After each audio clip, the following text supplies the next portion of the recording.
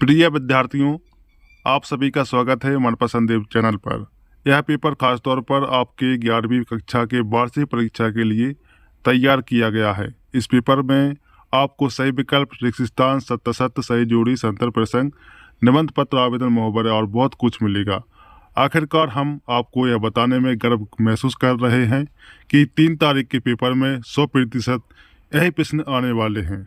इस पेपर को पूरा ध्यानपूर्वक पढ़ें और पूरे आत्मविश्वास के साथ हल करें, क्योंकि यह प्रश्न परीक्षा में निश्चित रूप से पूछे जाएंगे। हमारे चैनल पर आपकी परीक्षा की तैयारी के लिए बेहतरीन पेपर अध्ययन सामग्री और टिप्स मिलते हैं, जो आपको बेहतर अंक प्राप्त करने में मदद करेंगे। इस पेपर को हल करने के बाद चैनल को सब्सक्राइब, शेयर और कमेंट करना ना भूलें। यह पेपर आपको न केवल परीक्षा में सफलता दिलाएगा, बल्कि आपकी हिंदी भाषा को भी मजबूती प्रदान करेगा। तो आइए पूरी तरह तैयार हो जाएं और इस पेपर को सही तरीके से हल करें। कक्षा 11वीं वार्षिक परीक्षा 2025, विषय हिंदी, समय 3 घंटा और 80 अंक का पेपर है। फर्स्ट है, सही विकल्प चुनें, 5 अंक दिए हैं। रामचरितमानस के रचयिता कौन है? का तुलसीदास, कबीरदास, सूरदास, रहीम। तो दोस्तों इसका उत्तर है तुलसीदास। गोदान उपन्यास के लेखक कौन है? प्रेमचंद, जयशंकर प्रसाद, महादेवी वर्मा, सुभद्रा कुमारी चौहान। इसका सही उत्तर है का प्रेमचंद। चीनी चीनी बीनी चदरिया किसकी रचना है? का सूरदास, तुलसीदास, कबीरदास, विद्यापति। इसका सही उत्तर है कबीरदास। हिंदी भाषा के किस लिपि में लिखी जाती है? का रोमन, देवनागरी, गुरुमुखी, ब्राही। इसका सही उत्तर है खा देवनागरी। रश्मि रथी महाकाव्य किसने लिखा? का महादेवी वर्मा, रामधारी सिंह दिनकर, सुमित्रानंदन पंत, मैथिली शरण गुप्त। इसका सही उत्तर है रामधारी सिंह दिनकर। 2, रिक्त स्थान भरें। महादेवी वर्मा को हिंदी की खालिस्तान कहा जाता है।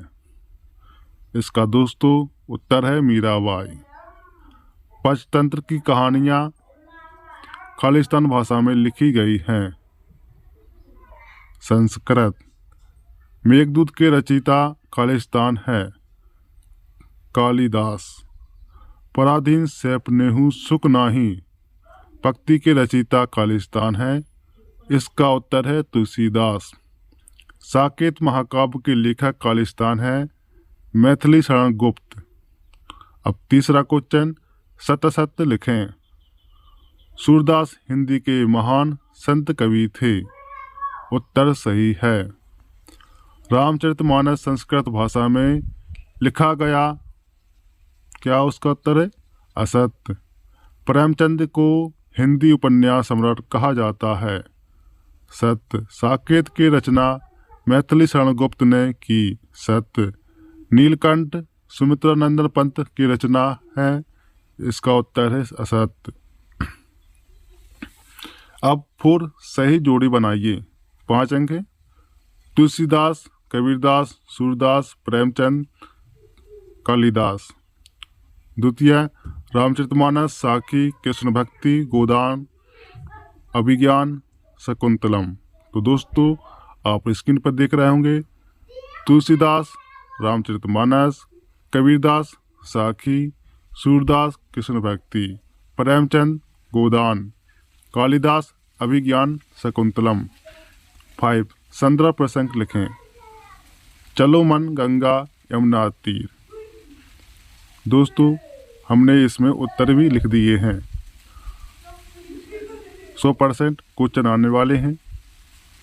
इसका उत्तर है, यह पंक्ति सूरदास जी के भक्तिपूरित काव्य से ली है गई है, जिसमें वह गंगा यमुना के तट पर मन की शांति और भगवान के साथ मिलन की कामना करते हैं। कोई निरप हो हमें कहानी। यह पंक्ति कबीरदास जी की है, जो यह कहते हैं कि यदि राजा या शासन किसी को नुकसान पहुंचाए तो उसका कोई मतलब नहीं होता, क्योंकि संत और साधु को ना कोई राज चाहिए और ना कि किसी से डर। जीनी जीनी बीनी चदरिया, यह पंक्ति कबीरदास जी की रचना है, जिसमें वे जीवन की साधारणता और उसके अनमोल मूल्य की व्याख्या करते हैं। पराधीन सपनेहु सुख नाही, यह पंक्ति संत तुलसीदास जी की है, जो पराधीन को दुख का कारण बताते हैं। जय हो भारत माता, यह पंक्ति राष्ट्रभक्ति और देश प्रेम की भावना को व्यक्त करती है, जो हमारे स्वतंत्रता संग्राम और राष्ट्रीय एकता को प्रोत्साहित करती है। 6. प्रश्नों को उत्तर दें। तुलसीदास ने रामचरितमानस की रचना किस भाषा में की? तुलसीदास ने रामचरितमानस की रचना अवधी भाषा की। दोस्तों, ये वाक्य के उत्तर है। हिंदी साहित्य छायावादी युग के 4 प्रमुख कवि कौन थे? जयशंकर प्रसाद, सुमित्रानंद पंत, महादेव वर्मा और सूर्यकांत त्रिपाठी निराला।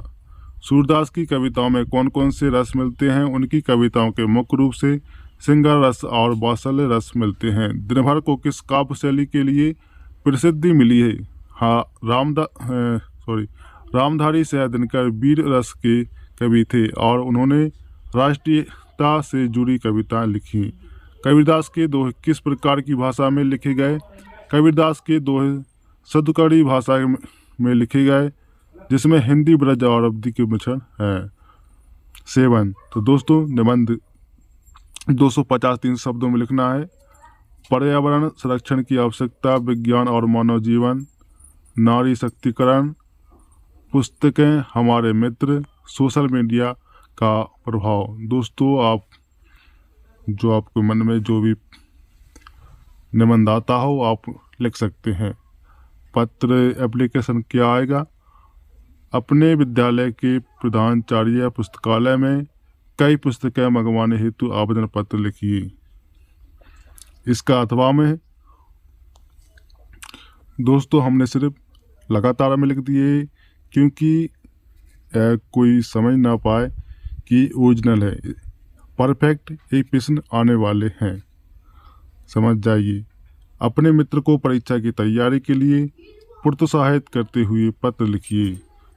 नगर निगम अधिकारी को गली की साफ सफाई के लिए पत्र लिखिए। अपने बड़े भाई को जन्मदिन की शुभकामना देते हुए पत्र लिखिए। पुस्तक विक्रेता को पुस्तकें लौटाने के लिए पत्र लिखिए। दोस्तों, परफेक्ट एप्लीकेशन आने वाले हैं 2 इनमें से। अंत में मनपसंद देव चैनल को सब्सक्राइब, शेयर और कमेंट करना ना भूलें दोस्तों। नमस्कार।